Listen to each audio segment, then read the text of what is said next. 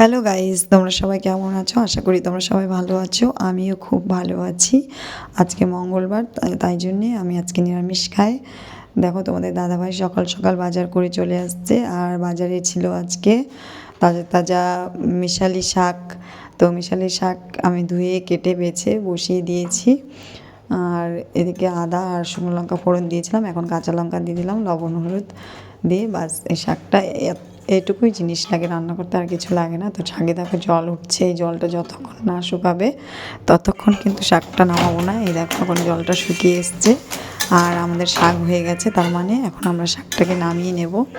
তো হয়ে গেছে আমাদের শাক রেডি। আর এর সাথে রয়েছে আজকে শীতের সকালের তাজা সবজি, মটরশুঁটি আর দেখো পনির আর ফুলকপি। তো এটা দিয়ে আমি আজকে তরকারি করলাম একটা। আর এখানে রয়েছে বেগুন পোড়া, শসা আর লেবু। তো তোমাদের দাদাভাই বলছে খিদে পেয়ে গেছে, তো তোমাদের দাদাভাইকে খেতে দিয়ে দিলাম। তো তোমাদের দাদাভাই শাকটা খেয়ে বলবে কেমন হয়েছে। বন্ধুরা, তোমরা এইভাবে একদিন মিশালি শাক রান্না করে খেয়েও দেখবে, অবশ্যই তোমাদেরও খুব ভালো লাগবে। আমার তো খুব পছন্দের শাক এটা, আমার খুব ভালো লাগে, মানে ভীষণ ভালো লাগে। তো তোমরা ভিডিওটা দেখো আর আমার পাশে থেকো, আমাকে লাইক করো, কমেন্ট করো, সাবস্ক্রাইব করো চ্যানেলটাকে। আর পরের ভিডিওতে আবার তোমাদের সঙ্গে আমার দেখা হবে। তো দেখো, তোমাদের দাদাভাই শাকটা খেয়ে বললো খুব ভালো।